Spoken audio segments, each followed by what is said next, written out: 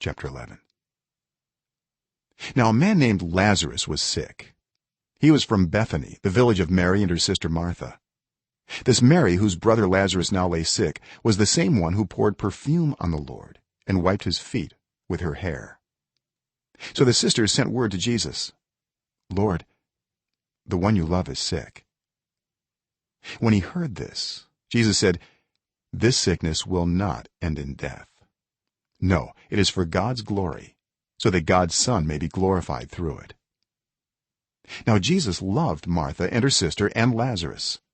So when he heard that Lazarus was sick, he stayed where he was 2 more days.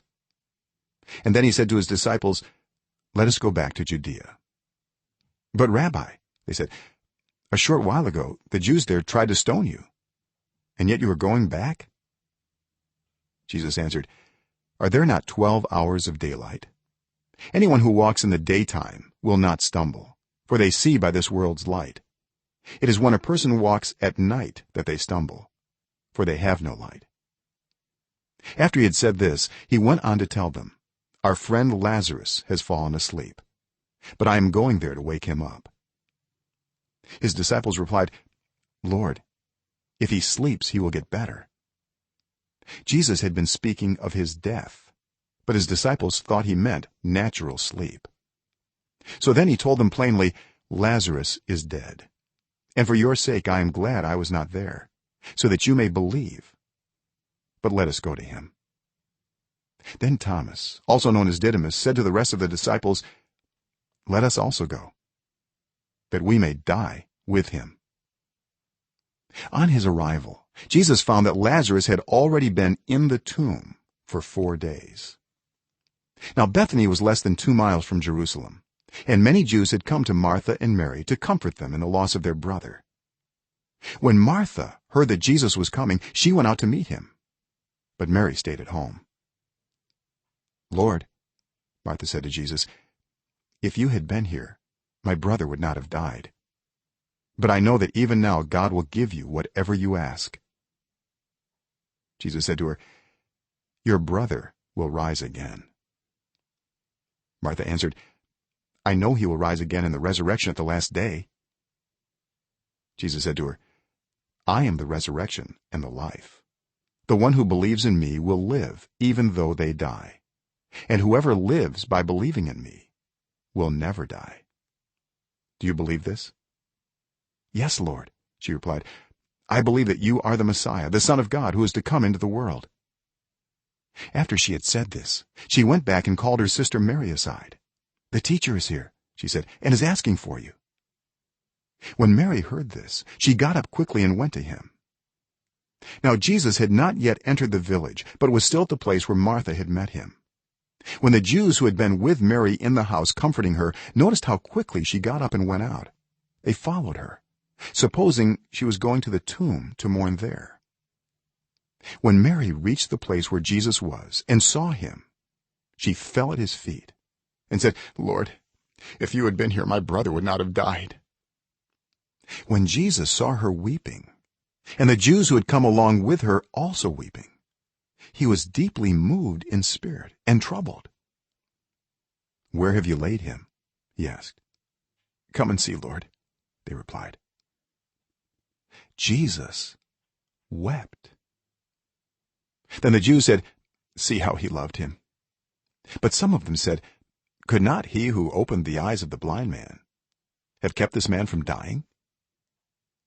Jesus, once more deeply moved, came to the tomb. It was a cave with a stone laid across the entrance.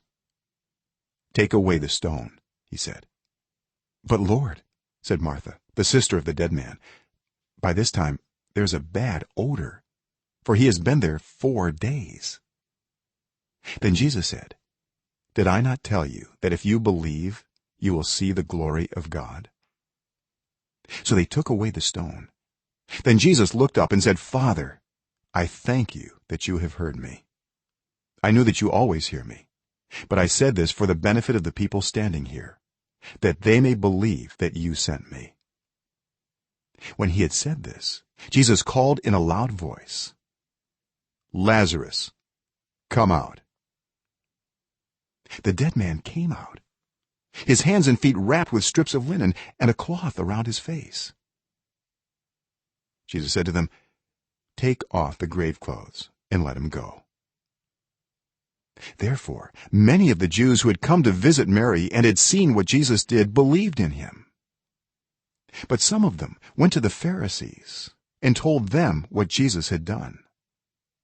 Then the chief priests and the Pharisees called a meeting of the Sanhedrin. "What are we accomplishing?" they asked. "Here is this man performing many signs. If we let him go on like this, everyone will believe in him, and then the Romans will come and take away both our temple and our nation." Then one of them, named Caiaphas, who was high priest that year, spoke up. "You know nothing at all. You do not realize that it is better for you that one man die for the people than that the whole nation perish." He did not say this on his own, but as high priest that year he prophesied that Jesus would die for the Jewish nation, and not only for that nation but also for the scattered children of God, to bring them together and make them one. So from that day on they plotted to take his life. Therefore Jesus no longer moved about publicly among the people of Judea. Instead he withdrew to a region near the wilderness, to a village called Ephraim, where he stayed with his disciples.